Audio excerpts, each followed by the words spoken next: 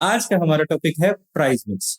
वो सभी डिसीजन जो प्रोडक्ट के प्राइस फिक्स करने से रिलेटेड हैं, उन्हें हम प्राइस मिक्स की कैटेगरी में रखते हैं।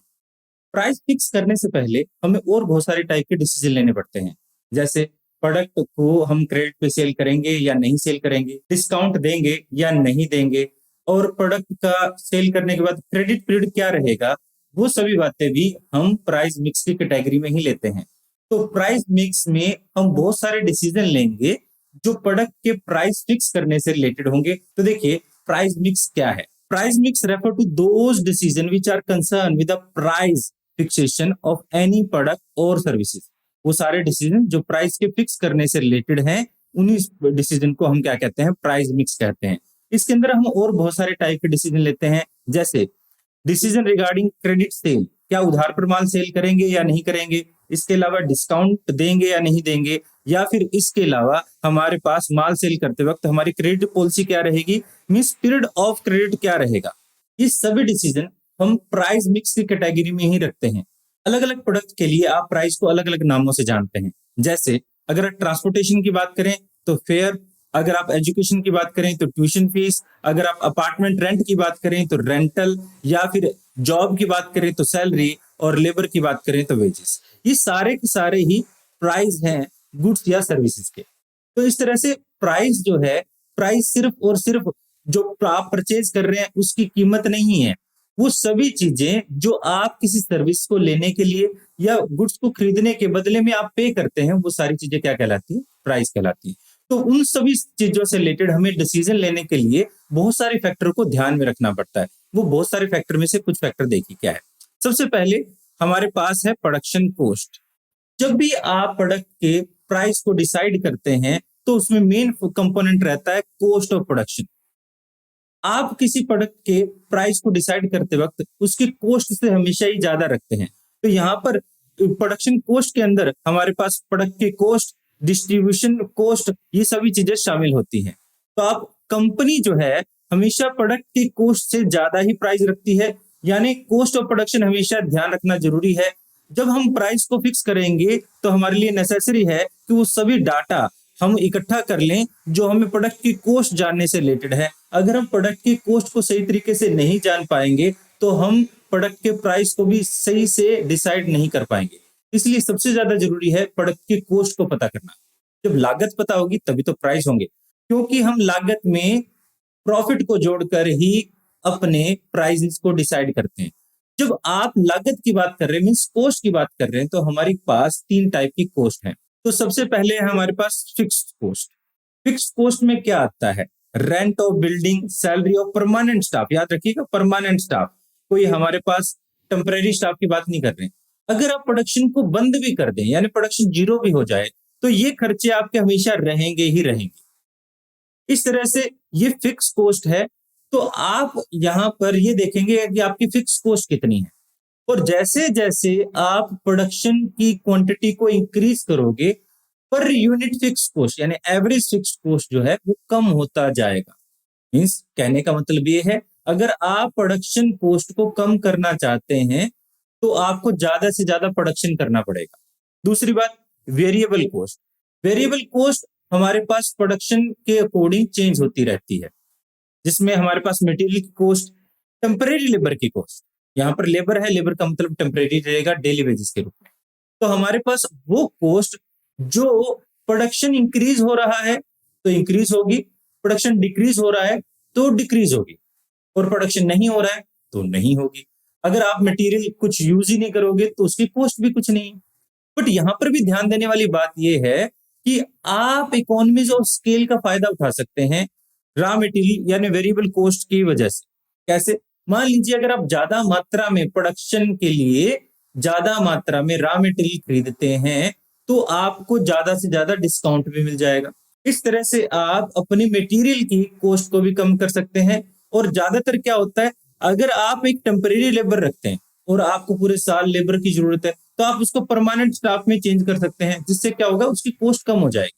सोचकर देखिए, आप एक पर्सन को एक दिन के लिए बुलाते हैं, आप उसे 1000 देंगे, बट अगर आप उसे मान लीजिए पूरे महीने भर के लिए बुलाते हैं तो आप उसे 25 और 20,000 में भी मना सकते हैं।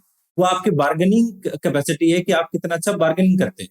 तो इस तरह से आप अपनी कॉस्ट को रिड्यूस कर सकते हैं अगर आप लार्ज स्केल पर प्रोडक्शन कर रहे हैं। तीसरा आपके पास सेमी वेरिएबल कॉस्ट। ये सेमी वेरिएबल कॉस्ट क्या है? मींस एक कॉस्ट का कुछ पार्ट फिक्स है और कुछ पार्ट वेरिएबल है। जैसे मान लीजिए आप एक सेल्स पर्सन को रखते हैं और आप उसकी एक मिनिमम सैलरी डिसाइड करते हैं जो कि मान लीजिए 25,000 है, और जैसे जैसे वो सेल इंक्रीज करेगा, सेल इंक्रीज होने पर उसे हम इंसेंटिव देंगे 7% ऑन सेल। तो जो पार्ट उसकी सैलरी का फिक्स है उसको हम फिक्स पार्ट मान रहे हैं, और जो पार्ट सेल इंक्रीज होने से इंक्रीज हो रहा है उसको हम वेरिएबल पार्ट मान रहे हैं। तो इस तरह से ये पूरी तरह से ना ही फिक्स है ना ही पूरी तरह से वेरिएबल है, ये सेमी वेरिएबल कॉस्ट हो जाती है। इस प्रकार की कॉस्ट को ही हम सेमी वेरिएबल कॉस्ट कहते हैं। तो इस तरह से कॉस्ट ऑफ प्रोडक्शन जो है वो एक इंपॉर्टेंट पार्ट है आपके प्राइस को डिसाइड करने से, क्योंकि आप हमेशा ही कॉस्ट से ऊपर ही प्राइस डिसाइड करते हैं, कॉस्ट से नीचे प्राइस डिसाइड कभी नहीं होता। उसके बाद सेकंड है हमारे पास यूटिलिटी एंड डिमांड। एक प्रोडक्ट की यूटिलिटी क्या है और उसकी प्रोडक्ट की डिमांड क्या है। नॉर्मली एक प्रोडक्ट की लोअर लिमिट जो होती है प्राइस की, वो हम कॉस्ट पे डिपेंड करता है कि कॉस्ट क्या है उसके अकॉर्डिंग डिसाइड करेंगे प्राइस क्या रहेगा। बट जो अपर लिमिट होती है वो प्रोडक्ट की इंटेंसिटी ऑफ डिमांड पर डिपेंड करती है। मींस लोग कितना डिमांड करते हैं। काफी बार एक प्रोडक्ट जितनी यूटिलिटी देता है लोग उससे ज्यादा पे करने के लिए तैयार हो जाते हैं। ऐसे में हमारा जो इलास्टिसिटी ऑफ डिमांड है वो एक इंपॉर्टेंट रोल प्ले करती है। इसे हम एक एग्जांपल से समझ सकते हैं। चंडीगढ़ में मार्केट है सेक्टर 17 और उसके सामने है सेक्टर 22। सेक्टर 17 का क्राउड ऐसा है कि आप प्रोडक्ट को महंगा बेच रहे हो या सस्ता बेच रहे हो उससे मैटर नहीं है, प्राइस कोई मैटर ही नहीं करता। अगर प्रोडक्ट यूटिलिटी देता है तो वहां का कस्टमर आसानी से उस प्रोडक्ट को खरीद लेगा। दूसरी तरफ सेक्टर 22 है, वहां पर क्या है कि अगर प्रोडक्ट सस्ता होता है तो लोग ज्यादा खरीदते हैं। मींस प्राइस मैटर करता है, सेक्टर 17 में प्राइस मैटर नहीं करता। इस तरह से प्राइस इलास्टिसिटी और डिमांड सेक्टर 17 की इनइलास्टिक है और दूसरी तरफ सेक्टर 22 की इलास्टिक है। मींस सेक्टर 17 में प्राइस के चेंज होने पर डिमांड में कोई असर नहीं आता और सेक्टर 22 में प्राइस के चेंज होने पर डिमांड में बहुत ज्यादा फर्क आता है, डिमांड चेंज हो जाती है। इस तरह से प्राइस इलास्टिसिटी और डिमांड एक इंपॉर्टेंट रोल प्ले करती है प्राइस को फिक्स करने में। जहां पर हमारी डिमांड इनइलास्टिक है वहां पर हम हायर प्राइस रखेंगे, और जहां पर डिमांड इलास्टिक है मींस चेंज होती रहती है वहां पर हम प्राइस नॉर्मली लोअर रखेंगे। तो इसे आप एक डायग्राम से भी समझ सकते हैं। डायग्राम में देखिए हमारे पास मीनिंग बोला गया है relative change in the demand due to change in price.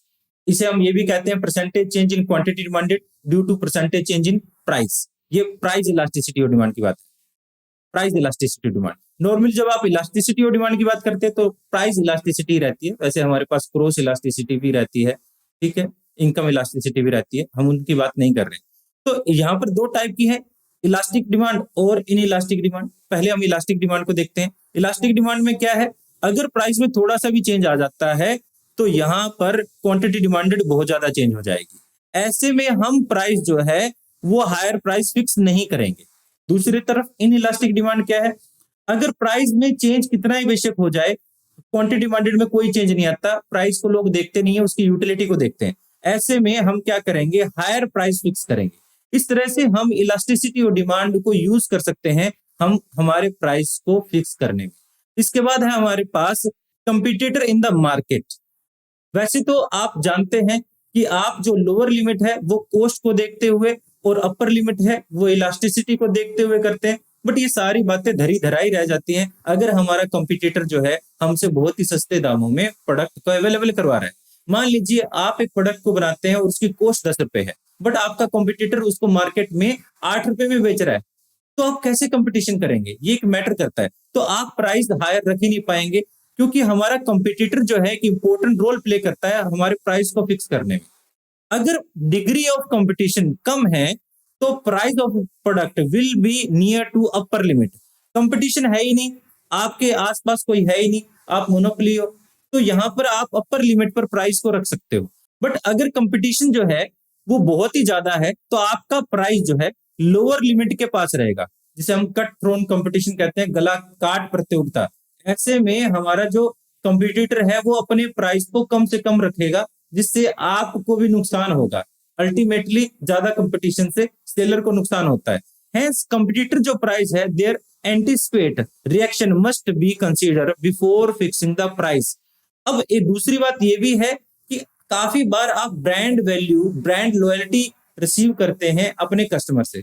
ऐसे में आप कंपटीशन से ऊपर लेवल पे चले जाते हैं, आपका खुद से ही कंपटीशन हो जाता है, वहां पर आप कोई भी प्राइस फिक्स कर सकते हैं। जैसे काफी बड़े बड़े ब्रांड हैं, जैसे हम एप्पल की बात करें या फिर अगर हम बात करें गुच्ची की, पराडा की, ओकले की, इन सभी की खुद की कस्टमर वैल्यू है, ग्राहक इनको अच्छा पसंद करते हैं और ये ब्रांड वैल्यू देते हैं।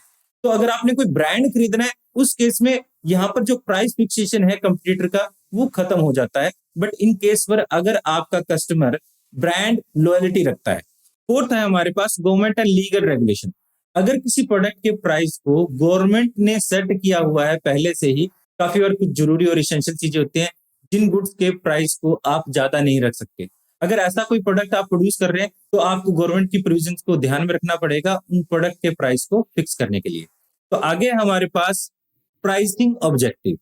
देखिए काफी बार क्या होता है कि एक ऑर्गेनाइजेशन अपने प्राइस फिक्स करते वक्त उनके कुछ और ऑब्जेक्टिव भी होते हैं। काफी बार देखिए प्रॉफिट कमाना तो ऑब्जेक्टिव होता ही होता है, इसके अलावा मार्केट शेयर लेना या फिर कंपटीटर को सरवाइव करना, इस तरह से कुछ ऑब्जेक्टिव होते हैं जिससे हम यूटिलिटी ज्यादा देना चाहते हैं, हम कम से कम प्रॉफिट कमा के भी ज्यादा से ज्यादा मार्केट शेयर लेना चाहते हैं या फिर हम ज्यादा प्रॉफिट कमाना चाहते हैं।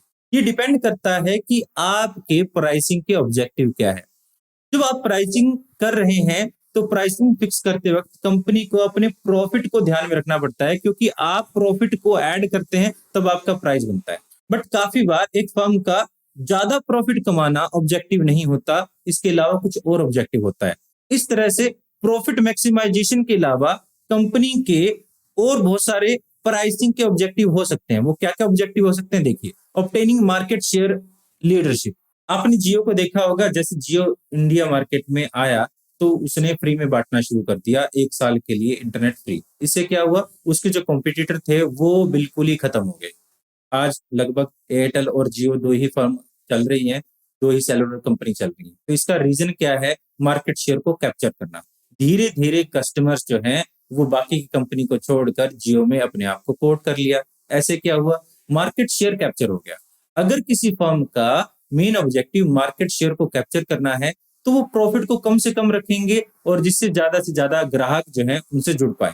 तो मार्केट शेयर अगर कोई फर्म कैप्चर करना चाहती है तो वो अपने प्राइसिंग करते वक्त लोअर प्राइस सेट करेगी, जो लोअर लिमिट रहेगी उसको सेट करेगी, जिससे जो है ज्यादा से ज्यादा कस्टमर अट्रैक्ट हो और उनको से जुड़े रहें, वो लॉन्ग टर्म में प्रॉफिट को ज्यादा कमा सके। इसके अलावा दूसरा है हमारे पास सर्वाइविंग इन कॉम्पिटिटिव मार्केट। अगर कोई मार्केट ऐसी है जिसमें कट थ्रोन कंपटीशन चल रहा है, बहुत ही ज्यादा चैलेंजेस फेस कर रही है एक फर्म, और उसके लिए उनकी जो सर्वाइविंग है वो भी खतरे में है कि वो सर्वाइव आगे कर पाएंगे या नहीं, मींस फर्म जो है आगे चल पाएगी या नहीं। ऐसा इंटेंस कंपटीशन है, ऐसे इंटेंस कंपटीशन में एक फर्म को ज्यादा से ज्यादा डिस्काउंटिंग देना चाहिए, हायर प्राइस नहीं रखने चाहिए। क्यों? क्योंकि वो एक शॉर्ट टाइम स्पैन है जिसमें वो डिस्काउंट देकर कस्टमर को रिटेन कर सकते हैं, बाद में वो लॉन्ग टर्म में फायदा कमा सकते हैं। जो हमारी नई फर्म्स आई हैं वो हो सकता है वो टाइम के साथ प्रॉफिट ना हो तो वो चली भी जाए। तो यहाँ पर सर्वाइविंग के लिए हमें क्या करना चाहिए, ज्यादा डिस्काउंट देना चाहिए और हायर प्राइस चार्ज नहीं करनी चाहिए। इसके अलावा हमारे पास क्या है, अटेनिंग प्रोडक्ट क्वालिटी लीडरशिप। अगर आप किसी प्रोडक्ट में लीडर हैं, वर्ल्ड लीडर हैं, तो आप चाहेंगे कि आप हमेशा ही लीडर रहें। तो इसके लिए आप रिसर्च एंड डेवलपमेंट पर बहुत ज्यादा हाई कॉस्ट इनकर करते हैं। अगर आप रिसर्च एंड डेवलपमेंट पर हाई कॉस्ट इनकर करते हैं तो आपको प्राइस जो है फिक्स हायर करने पड़ेंगे, क्योंकि एडिशनल कॉस्ट जो है वो आपको रिकवर करनी है। तो ये भी एक रीजन हो सकता है कि आप प्रोडक्ट क्वालिटी हमेशा ही अच्छी रखें, इसके लिए आपको रिसर्च एंड डेवलपमेंट करें और उसके लिए आप प्राइस को ज्यादा से ज्यादा रखें। सिक्स्थ है हमारे पास मार्केटिंग मेथड यूज। नॉर्मली आप प्रोडक्ट को सेल करने के लिए बहुत सारे मार्केटिंग के टूल यूज करते हैं, जैसे आप आफ्टर सेल सर्विसेज देते हैं या फिर आप कमीशन देते हैं, जो आपके मिडलमैन है आप उनको कमीशन देते हैं ज्यादा से ज्यादा सेल करने के लिए। ये आपकी कॉस्ट को इंक्रीज कर देता है। इस तरह से अगर आप आफ्टर सेल सर्विसेज दे रहे हैं जो आपकी कॉस्ट को इंक्रीज करेगा, या फिर आप मिडलमैन को कमीशन दे रहे हैं, इन सभी की वजह से आपका प्राइस बढ़ जाएगा और आपको एडिशनल कॉस्ट बियर करने के लिए प्राइस को इंक्रीज करना पड़ेगा। तो इन सभी चीजों को भी आप ध्यान रख सकते हैं जब आप प्राइस को फिक्स करते हैं। तो ये था आपका प्राइस मिक्स। प्राइस मिक्स में हमने समझा कि प्राइस मिक्स क्या है, वो कौन से डिसीजन जो है जो प्राइस मिक्स में आते हैं, और प्राइस को डिसाइड करते वक्त हमें किन किन बातों का ध्यान रखना चाहिए, और प्राइस किसी प्रोडक्ट का क्यों जरूरी है। और फिर मिलते हैं किसी और क्लास में। Thanks for watching.